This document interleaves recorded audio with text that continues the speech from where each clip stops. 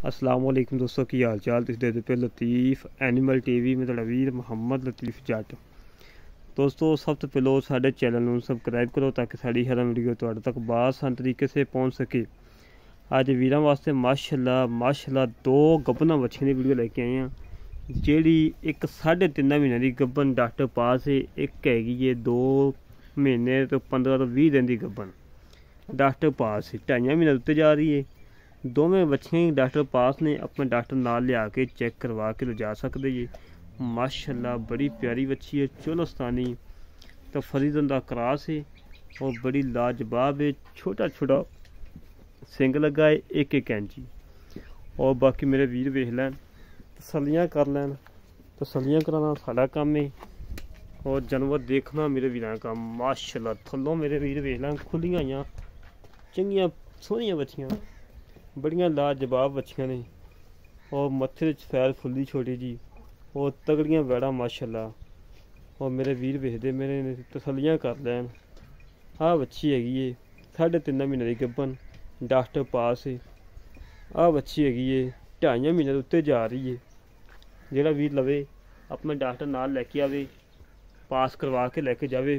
माशाल्लाह जी माशाल्लाह, अनमोल हीरे दोस्तों नहीं लभदे है जी। जिन्ना मर्जी सफ़र कर लो और साफ सुथरियां बच्चियां ने। साहिवाल जर्सी का क्रॉस है, बड़ी लाजवाब है माशाल्लाह। मक्खी के डंग का निशान नहीं है। इतनियां सील साऊ और साफ सुथरियां बच्चियां माशाल्लाह। मेरे वीर खोलो चेक करन, तसल्लियां करन। हमेशा तो वीरा की खातर सफ़र करके मेहनत करके कोशिशें करके अच्छे जानवर करके देते हैं और मकूल रेट लैके देते हैं। बाकी मेरे वीर इन्हें भी चेक कर लैन थलों। माशाल्लाह जी माशाल्लाह, 4 थान लगे ने। ये नहीं कि नाल बच्ची होन जां 5 6 होन थान, बिल्कुल 4 थान ने।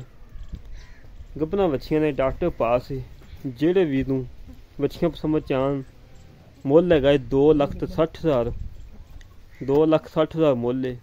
लाड़ प्यार करके 2.5 फाइनल देनियां ने। चाचा सीधा जाएगा ये, वो तो मैं कैमरे अगे नहीं आना, कैमरे अगे नहीं आना। और बच्चियां सेल करनियां ने, शादी शुदी रखी है। लोड़ की वजह तो बच्चियां बेचते पे ने मजबूरी तौर पर। बस बच्चियां तैयार हुई, अल्लाह के हुक्म नाल। एक बच्ची की कीमत है, एक बच्ची अल्लाह के हुक्म नाल बचेगी। एक बच्ची ने खाता पूरा कर जाना। और जेड़े वीर नूं बच्चियां पसंद आवन साढ़े के राबता 0308 65 30 668। ये कॉल नंबर है, ये व्हाट्सएप नंबर है, ये ईमो नंबर है। इस तरीके नाल अपने वीर नूं इजाज़त मिलांगे एक अच्छी नवीं वीडियो ते। पाकिस्तान जिंदाबाद।